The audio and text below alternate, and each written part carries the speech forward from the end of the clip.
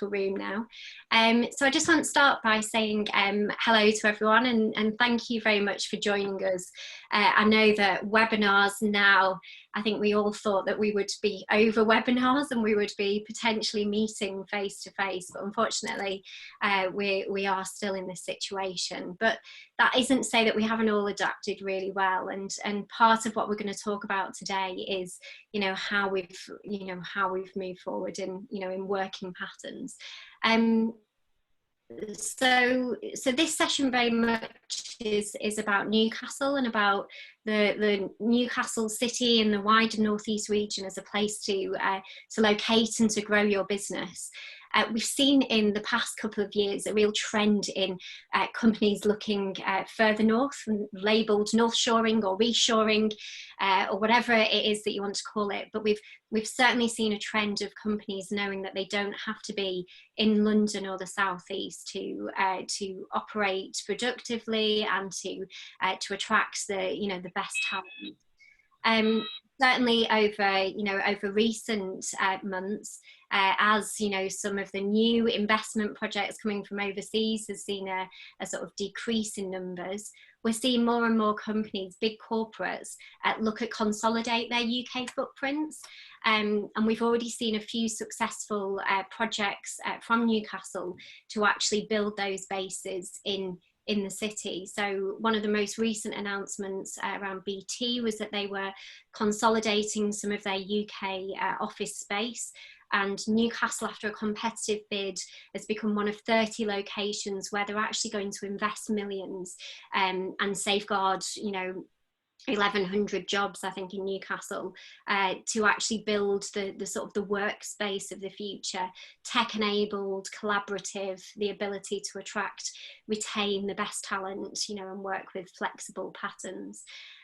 So we're gonna talk a bit about that and why Newcastle in the North East is still attractive to businesses, and more so now than ever.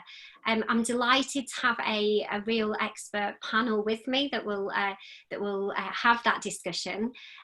So we've got Paul and Angus and Alan and Kate, who have thankfully given up their time today to talk about their own experiences.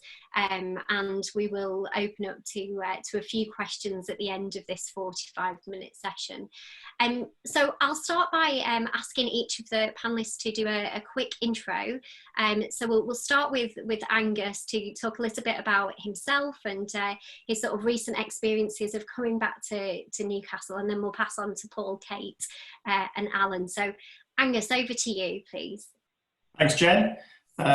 Morning, everyone. Pleasure to be part of this very informative webinar. My name's Angus Kidd. I've returned to the North East just over a year ago, after about 25 years or so working for Credit Suisse in a variety of locations across Asia mainly, but also Poland.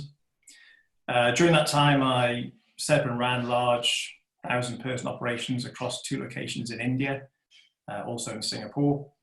And the last 3 or 4 years, I was running the Credit Suisse outsourcing business in Poland, which is about 5,000 staff across 2 locations. So long track record of offshoring, if you like, not nearshoring, so to speak. Returned to the North East and been doing a variety of things, including working with Invest Newcastle, because having seen how offshoring works in Poland, India, Singapore, and in the US, in North Carolina, I see all the things that you need for success in those locations are all in the Northeast and in Newcastle, quite frankly. I'll go into that a little bit more in detail later, but I see a big opportunity. I think it's great you've all joined. We have a great panel, and I will hand over to the next introduction. Thank you.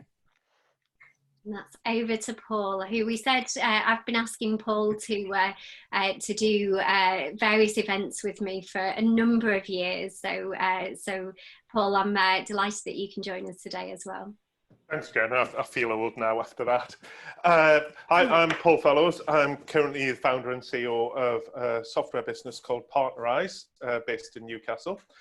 Prior to this, I was a founder of another Newcastle tech company called Bayat, which we set up back in 2000, just to prove I am old.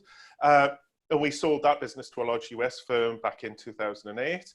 and then formed Partnerize in 2010. So Partnerize is, I say, it's a tech software as a service business based in Newcastle, but we also have offices in London, Baltimore, New York, San Francisco, Philadelphia, Seattle, Tokyo, Sydney, and Singapore, and a couple of others that I've missed there. So we've got quite a lot of experience of working around the world, but we still have Newcastle as our base. It's our largest office. We have around about 130 people in the Newcastle office, primarily doing tech, legal, and finance. The only thing that's really missing there is sales and marketing. As a whole, we are on 380 people around the world. And during the course of lockdown, we've actually bought 2 other businesses, which added about 130 more people to our roster. But so the Newcastle is still our home and our hub, and we intend to invest further in there and put more teams into Newcastle, because it, as a base, it works really well for us. We get good people who stay with the business a long time and appreciate the quality of life and everything the Northeast can offer them. Fabulous. Thank you so much, Paul. And Kate, so Kate, you've got sort of more recent experience of relocating teams to Newcastle. So over to you for a quick intro, if you don't mind. Yep, sure. So I'm Kate. I work for Oliver Wyman, which is a global management consulting firm. The majority of our workforce globally is in like the big financial centres. So biggest offices are London, New York, Milan, Paris, etc. I worked for them in London for a number of years when I first graduated, and then I moved to the Northeast with my husband, and left Oliver Wyman actually at that point and did a few other things. Loved the Northeast and really enjoyed my time here, and then got into some discussions with Oliver Wyman as they were thinking about looking for a base for an analytics capability. And in their kind of thinking, they were considering Warsaw, a few other kind of classic, I guess, offshore locations. But myself and another partner from the firm put the case forward really as to why Newcastle is a great choice. So we've been building this team in Newcastle since 2018. We've now got 25 people based here. We work with our colleagues across Oliver Wyman globally to serve clients in mostly in Europe. We're actually now in the process of setting up a team in North Carolina.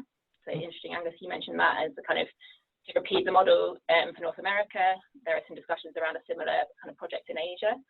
So I guess we've kind of been the first mover within Oliver Wyman to really think about where's a good different place to locate teams, both from a work-life balance, different career path and talent retention perspective, and also from a, giving our clients better value for money essentially, and being able to offer our services at a lower cost. Yeah, happy to be on the call and give people the recent experience of what it's like in the last couple of years setting up here. Brilliant. Thanks so much, Kate. And last but certainly not least is Alan from Accenture, and Alan's got a sort of more visual intro for us as well to end with a little video, I think, haven't you, Alan? So over to you, please. Indeed. Thanks, Jen. Morning, everybody. Hope you're all keeping safe and well in these unprecedented times. As Jen has pointed out to me the first thing this morning, I've been a bit of a swat, so I apologise, but I've got one slide and one short video that I can share with everybody. So just I shall share my screen. Hopefully you can see this. Oh, does that work? Everybody see that? Yeah. Okay. So yeah, Accenture in Newcastle. I would like to say that we did the Accenture thing of looking across the UK and sort of settled in the Northeast as being, the magnet for us. That's certainly the story in the last sort of 5 to 10 years. But our origins actually were back in 1995. Where we aggregated around one contract that we had in the Northeast for central government. And I started before it was Accenture, it was Anderson Consulting at that point in 1998. As you can see from the photograph on the left, the years haven't been kind, but that was a very small office out in another part of Accenture, a lovely children's hospital. That's where we started fairly modest origins with about 50 people, most of whom actually were from central government. They transferred across with a contract. And really the story with Accenture in the Northeast, we've been here for a long time, and our growth was fairly modest for quite some time. But really the thing that tipped the balance for us, and we really have now placed our roots very firmly in the Northeast, and we are the only technology delivery centre in the Northeast or in the UK, was in 2010, just right there in the centre. And that was the fact that we realised at that point that the tapping into the skills that we have in the Northeast, the wealth of talent we have in the Northeast, the brand loyalty we have, the sense of community, innovation, all of those things mixed up together was really the place that we thought that's the place to go. And we moved our delivery centre out of London and we consolidated around Newcastle. And you can see really from 2010 right the way through to today, we now service, a broad church of clients, 75 clients. We've got 850 technology people in Newcastle, but actually the campus itself, which has pretty much all parts of Accenture, is about 1,200 set in the Cobalt Business Park. So that's the kind of progression for us. Certainly now it's very much a focal point for the UK, for Accenture. But our origins, like I say, it was a bit more organic for the first 10 years, but the last 10 years has been a real acceleration for us. That's the one slide. I will then now show you a short video. Hopefully this will give you more of a sense as to what we're about in Newcastle, and the sort of sense of community and collaboration that we've got in the sort of working environment that we have for our people.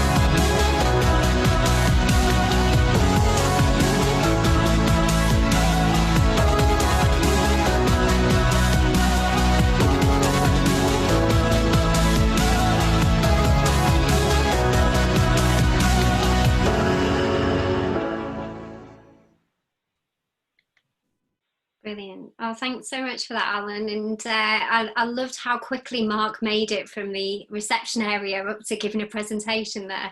Accenture's a real success story for the Northeast, and it's been great to see it go from strength to strength. And it's actually located just in North Tyneside on the sort of the outskirts of the city, but has really been able to build a fantastic base there. So I suppose the first question that I'll sort of ask and open up to all the panelists is around, you've all spoken about the accessibility of talent, and from a lot of the projects that we work on as an inward investment team, the key driver is that how do you attract but also retain, and we know that attrition levels in the Northeast tend to be pretty good when we compare ourselves to other competing cities. So I suppose I'll open it up to whoever wants to come in on how have you found either sort of building your teams and attracting the right kind of talent, or from Angus's point of view, from coming from Poland and a big organization like Credit Suisse, how have you found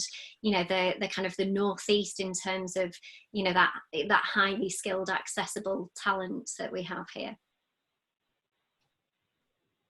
Well, maybe let Alan or Paul talk first about talent, because obviously they're directly involved in the hiring. That's maybe a better one for you to take, Alan, if you don't mind, to start with. Sure. So attracting talent is pretty much a perennial focus for us, attracting and retaining talent. And it's much less about, well, I don't know if it was ever about, just the money. It's certainly nowadays we find it's much more about the total engagement model. So it's about offering a whole range of things for talent to attract them into the centre that we've got, which is about engagement in the local community, inclusion and diversity, of course, making sure that we offer a full range of benefits. So it's not just about the money. We have a lot of success at entry level, both attracting, because we have access to all the universities and colleges in the Northeast. There's a great talent pool in the Northeast. And we have a lot of success entry level coming into Accenture for sure. And we also run the apprenticeship scheme with Accenture, which means we have no minimum academic qualifications. We go through a whole series of assessments to bring people in. But probably for us, that attraction of the next generation, probably 2 generations, ahead of me, to be honest, is very much about that total engagement model. Salary is, of course, important to everybody, but we're finding that our place in the community and what we give back to the community and how we interact with other businesses, how we collaborate, is actually more important to the new people that are coming in. Both experienced hires as well, but quite predominantly the more junior people. So it's there is almost a war on talent for experienced people. It's very, very difficult for sure, but we're pretty successful at it. The thing for us also, probably more on the experienced talent, is to provide options. So for the folks who might want to have more of a balance between working in the office, and of course COVID has turned things on its head, but more of a balance between working from home and working from the office, and having a choice and having flexibility. And we try and look at that really hard, so that that then drives some of our diversity as well. So it's kind of different for different parts of the organisation. Entry level, probably a bit easier. It's a different engagement model. More senior, more experienced hires, slightly different focus again. But the thing that is common to all of it is the breadth of talent, which is really quite impressive in the Northeast, for sure. And Paul and Kate, is your experience similar, or is it? Yeah, I think I recognise what Alan says around kind of the different approach really we take for entry level graduate and apprentice hiring versus the more experienced. I think we certainly have found also it's pretty straightforward to get a really strong pipeline of talent at that entry level. Again, the universities in the region, and actually also we took an approach of people who apply to our London office who have been studying in not even just the Northeast, but studying outside of London. we, kind of sell to them, there's this option, your CV looks great for our analytics team, there's this option of Newcastle, and we've been actually pretty successful in convincing, a number of really top graduates from best universities in the country, as well as the regional universities to join the team here. In that kind of mid-career, I think I agree with Angus, it's tricky to find exactly what you're looking for. I think that's just true generally. But what we have found, which is quite interesting, is I have two things. We've had a couple of great people who we've convinced basically to come back home to the Northeast. So like the boomerang Geordie is something that I've heard multiple people talk about. So, have been working in London at the stage they've got young kids or thinking about having a family, maybe want to be close to their parents or whatever the kind of, and they've come back, and I think that's fantastic for them because they really enjoy being in the region, and we can help them to keep really strong momentum on their careers. And we've also found a couple of people who didn't have, I guess, like the perfect match to our skills in that mid-career, but one particular lady came out of academia. There wasn't the similar opportunity for her until we arrived and said, hey, we found you, what do you think? And I think, again, being able to balance for her is very important, that she had that flexibility. She's got a disabled child, actually, so she has a lot of caregiving responsibilities. So I think Newcastle is a great place where you can really work hard and do the things you want to do outside of work, because you waste very little time on the commute. There's not the same kind of pressures to get from A to B. Even being in person in the office, I can get home in 10 minutes, and that's pretty common. So I think we've really found that kind of the work-life balance, work-life quality is a great attraction for mid-career, and then junior talent, great universities, and I think we're not quite where Alan's up to in terms of our training kind of capability here, but that's the intention. Maybe help to train our own up in the Northeast and collaborating with universities. Yeah, I mean, it's interesting when you talk about the quality of life element. I mean, I was at uni here in the Northeast. I'm not originally from Newcastle. I'm from the Northwest, so I always like to beat Manchester and others, particularly on projects. But then, we left for a couple of years, but came back quite quickly.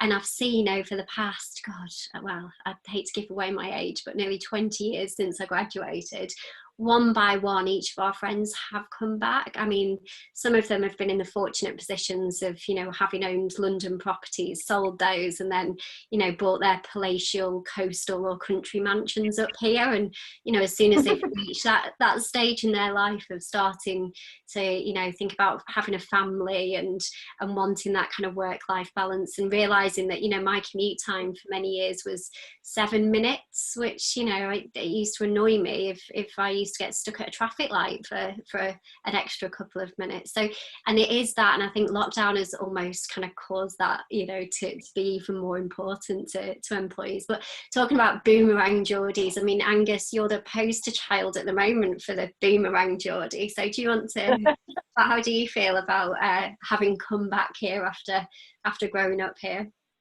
Yeah, I've been away a long time, 25, 30 years. Look, the place has changed hugely. I've always kept connections here, but it's certainly changed hugely. I mean, on your talent question, I mean, look, my comparison around talents is, as I mentioned, overseas, Poland, India particularly. Look, I think the talent here, the graduates you get coming out of the 5 regional universities, you've got 50,000 students alone just in Newcastle, plus another 50,000 across the region. Look, I would say the talent, particularly in STEM topics, is as good as anywhere I've seen, and that's Singapore, Poland, and India. That's probably point 1. Point 2 is, I think, for that slightly more sort of mid to senior manager, you're right. I think there's quite a connection to the Northeast that I've not come across anywhere else in the world in many ways, in the sense of how people feel a sense of owning and belonging to a certain location. If you said to me 20 years ago, I'd end up in Newcastle in 20 years' time, I probably wouldn't have believed you. But a lot of peers of mine, friends of mine from school, have all, a lot of them come back in the 5-10 years. So there's definitely an attraction there, which I think you can tap into for that more mid to senior hire, I would say. Attrition-wise, look, I had to deal with attrition at 20-30% in Poland and India, especially on the tech side. I'm not sure what people's attrition rates are, but I'm sure it's way lower than that here in the Northeast. So clearly you've got to fight for the talent, you've got to keep the talent, and it's absolutely critical that any company here invest in a good training program, career paths and what have you. That's essential to attract people. But I think also, just taking a step back, just think about the fact that actually people can have a career in the Northeast. So they could spend several years working for Accenture. They could then go to Oliver Wyman. They could then go to Partnerize. There's the big thing I found is a much broader, wider economy, much broader, wider set of sectors in terms of opportunities for work.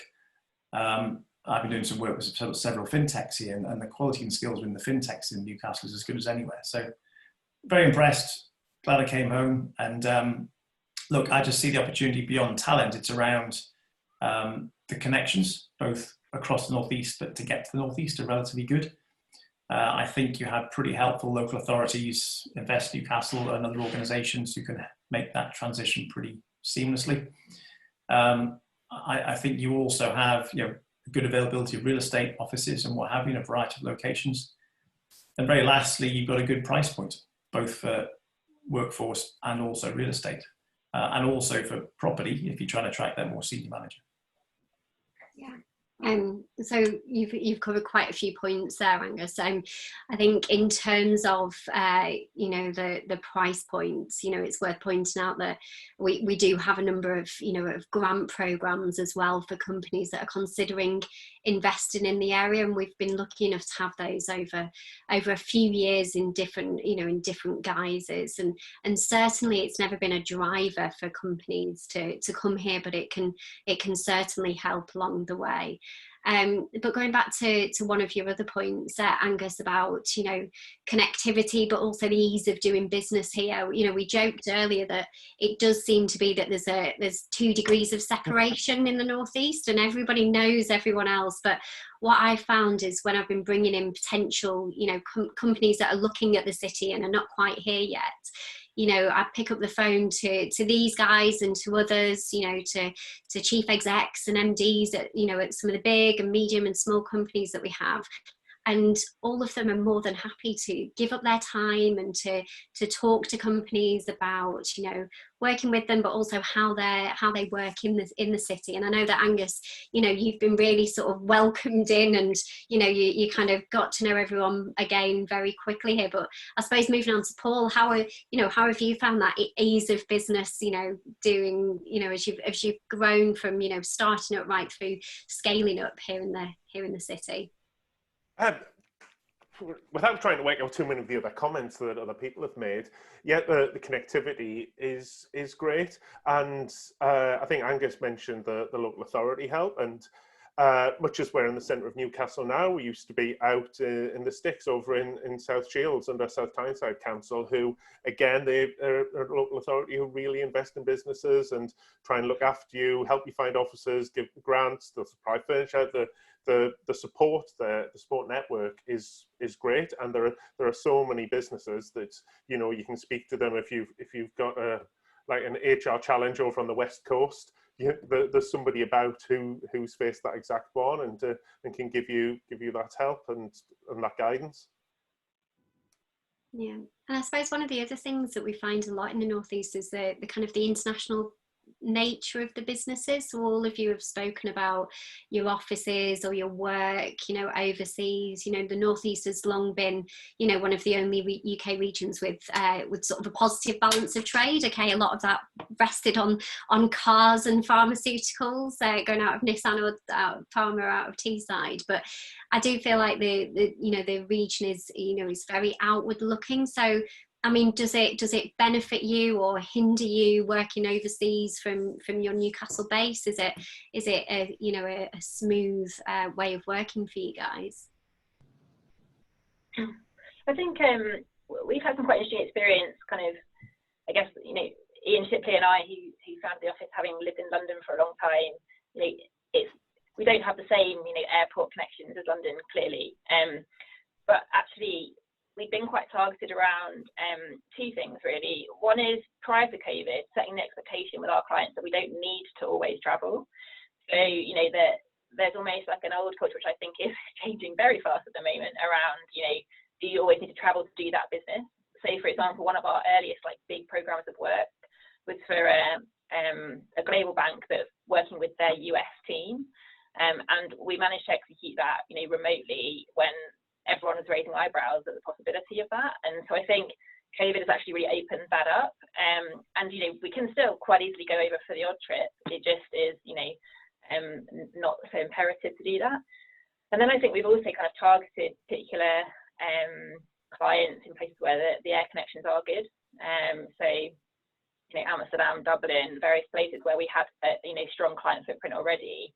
We made it very clear to the teams within Oliver Wyman that we can travel to those. So where those projects needed that more kind of boots on the ground aspect, and we did that. So yeah, I think it's very possible to travel. You also don't need to travel. And I think that one other point is that we've hired quite a lot of international student talent into our team. And I think whereas maybe like Brits have a certain kind of thought around what the Northeast means, actually international students, for them it's a very vibrant city in the UK, and they don't necessarily consider it any less international or kind of less exciting than lots of other cities. So I think it's possible to both serve clients very effectively internationally, and attract international talent, which naturally gives you that kind of global feel to business. Yeah, I think I want to mention connections. I think it's on two levels. I think to get around the Northeast is relatively easy. So for the workforce to get to the office, you've got metro system, good bus network, etc. I think that's one thing. And generally traffic isn't as busy as other larger cities in the UK. And then getting to and from the Northeast, you're straight into London pretty early in the morning for you to get down for a day or for a couple of days. And connections via Heathrow, Amsterdam. I was doing some work in Switzerland last year, and I could be in Zurich for sort of 10 o'clock in the morning. So I think the connectivity is, whilst clearly not as good as direct flights from London, I think it's pretty good. Yep, agree with that. And I think the other thing that that we're quite proud of in the city at the moment is around that sort of tech hotspot, and the fact that we've just made the Smart Cities Index, the IMB Index, which is a list of over 100 cities in the world that is adopting smart city approaches. And we've come in as a newcomer this year as at number 23, which we're really proud about, because we beat Birmingham, who was number 40, and I think London's 15 and Manchester's 17, but have been in previously. So, we're really sort of embracing the fact that, that we are a test bed for new technologies, and, we're using, data and sensors to be able to help with decision making in terms of city planning, and a lot of our businesses access that, and we hope that adds to the kind of the tech ecosystem that we've built and that we've that has been around in the Northeast for a long time. Does any of that that sort of help with your guys' recruitment or company growth? Does it help to argue against other parts of your companies in terms of bringing work to Newcastle, or is there anything in particular that does stand out for you in terms of what's unique about Newcastle at the moment? For me, I mean, we talk about recent sort of wins, and I can talk about it now because it's been announced in the press. But we've just won a piece of work with the Bank of England to re-platform their real-time cross-settlement engine, so basically central payments, and that's now been delivered at Newcastle. The vast majority is at Newcastle. I think it's about 150 positions in Newcastle for that, which we're mobilising now. Why Newcastle?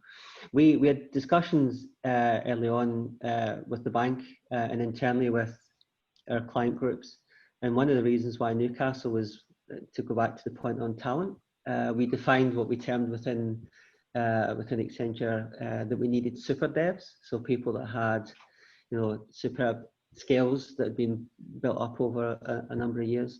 And really Newcastle was pretty much a premium for that, and that was the point where we had a look around the UK, and because we have obviously big contracts elsewhere, but Newcastle was seen as that source of talent, and it was going to be Newcastle.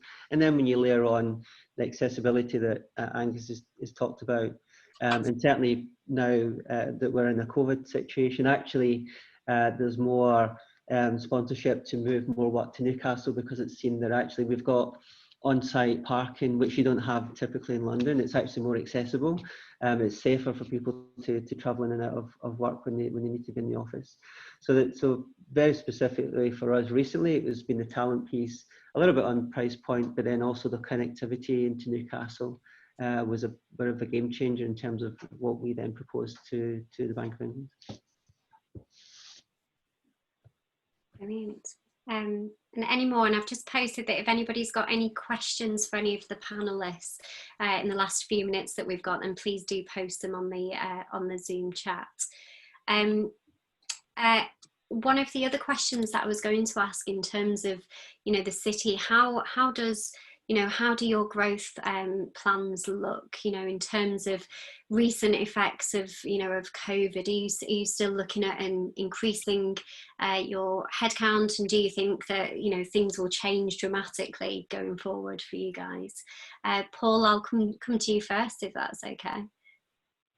Yeah, so we were hit with COVID like everybody else. Half of our business was totally insulated and has grown beautifully through it. The other half, and we have 14 airlines as clients, which used to be something we were quite proud of, and it's hit them very hard, so that's hit us. So we aren't hiring at the moment, and especially we're bringing in these two other businesses, but we haven't let anybody go or furloughed anybody through this. But I think once we get into 2021, we're going to be back full speed hiring. These other businesses that we brought are tech companies, and we are pretty centralized in where we build our technology. So I can see nothing but more investment and growth, especially in that side of the business. Wonderful. And the same for you, Kate? Or? Yeah, actually, so our capability here is analytics, and actually, if anything, we're busier than ever. I think, a lot of our clients are banks. They're really trying to understand the impact of COVID in many ways, and we're very much internally within our environment. We're very much in demand because we have these fantastic analysts, and we don't cost as much as the kind of like historic models. So we don't struggle at all to be fully utilised here, and say that that's our argument internally around invest here as opposed to necessarily investing in other parts of Wyman. So yeah, so it's our intention is absolutely to keep growing quickly, and I think it's Alan, you probably remember this from the very early days. It's a bit about critical mass for us. But I think we're getting there, but we've still got some gaps in our pyramid, and we need to almost like keep that momentum going, so that in a few years, hopefully, we really have this kind of strong, resilient pyramid with great talent and ways that we can organically kind of train people here. So yeah, the plan is to carry on, and I've got no doubt really that we'll see also that trend of nearshoring with some of our competitors and in other parts of the world coming out of COVID, as people realise that it's actually a great talent model and a great business model. One comment I would make, Jen, is I'm generally seeing a bit of a drift back onshore, where companies have had very large sites offshore, Europe, Asia, etc. I'm certainly aware of companies, one of the outcomes of COVID could well be a lot of reason why work came back onshore. We see that. Yeah, we see that kind of conversation as well in terms of people that do want to know where our team's based, and in a lot of our clients are quite keen on the fact that we're UK based. They don't really care where, but they're, I think, sometimes reassured by the fact that there's a close connectivity and various other kind of aspects of that. So yeah, I agree. I think, and we are also seeing that trend. And just to quickly add, I think the fact you have probably up to 100 companies who have a shared service centre, delivery centre, professional services centre, etc., across the northeast. You've got 50 to 60,000 people already employed in that sector here. The opportunity to grow further when you already have a base is a relatively straightforward thing to do. So I think having a good presence here is helpful to then build on that. But you're right, Kate. You do sometimes need to get to a critical mass for a location, and once you're at that critical mass, it just continues. Yeah, I hope so. It feels like the hard work for the last couple of years is starting to pay off. It has been hard work, but we are now at that point where there are lots of people that can help with that growth, and it's not not just down to the kind of like founding leadership, I guess, to drive it. Well, we're getting towards the end of the session, so we've only got a couple of minutes left. I don't think we've had any questions posted at the moment. So I was just going to ask each of the panelists just to kind of summarise, I suppose, and almost to give their sales pitch or whatever to to companies that are considering having a consolidated or a new base in the northeast, and just to say that we are seeing more and more of that. So I wonder, I suppose, Angus, if I start with you, and is there any, you've been great at pointing out some of the facts that you've picked up as you've been back in the region. Is there anything else as a sort of parting comment that you'd like to leave our kind of attendees with? Just two things. The 5 things I mentioned, which I've relied on elsewhere to be successful for these celebrations, which is talent, connectivity, local authority help, real estate availability, and price point. That's all here in Newcastle. And secondly, I would say, particularly from a tech point of view, I've been actually quite amazed at the quality of the tech workforce that you have in Newcastle. So firms thinking of setting up tech development centres particularly, I see an opportunity for that. Thanks, Angus. Kate, could I come to you for your... Yeah, I think probably that the only thing I haven't talked about, which may be of interest to someone on the call, is I think that the universities are also really collaborative up here around how they support kind of the needs of employers. So, for example, we've got this year some of our team starting on a master's in data analytics run out of Newcastle University and the National Innovation Centre for Data. And we've been in discussions with the university about that for a couple of years, and I'm really excited about what that means for our people and for our kind of ability to scale. So I think whatever sort of capability you may be thinking about locating here, there's a good chance that one of the regional universities is really strong in that, and that there are kind of great ways you could collaborate with them, to drive whatever you need. So, I haven't experienced that same thing actually in London. We worked with the universities there, but it was a pretty traditional, like, come and give a presentation and try and attract some students, whereas here it's, really quite deep collaboration. So that's also something that I think is a really attractive thing about the Northeast. Thanks, Kate. And Alan, any parting words? Yeah, sure. And it's really our 4 strategic pillars which we created for the Northeast. It is about skills, it is about innovation, collaboration, and community. The skills, and Angus, so everybody's talked about it. Tremendous amount of source of talent and amount of talent in the Northeast. Innovation, there's also small pockets of small to medium enterprises, and that can bring so much more to your business. We collaborate with. We've got a real central hub of sort of AI skills in the Northeast for sure, and we use that a lot in a lot of our innovation and a lot of the delivery that we have. Collaboration, whether that's with the schools and the colleges, whether it's with other businesses, that's very strong in the Northeast. And then community, we have people who may start their career journey with Accenture or even finish it with Accenture and move between other companies, but there's always a sense of community that we're ultimately trying to grow the Northeast and do the right thing for all of us. So it's probably those 4 things, Jen.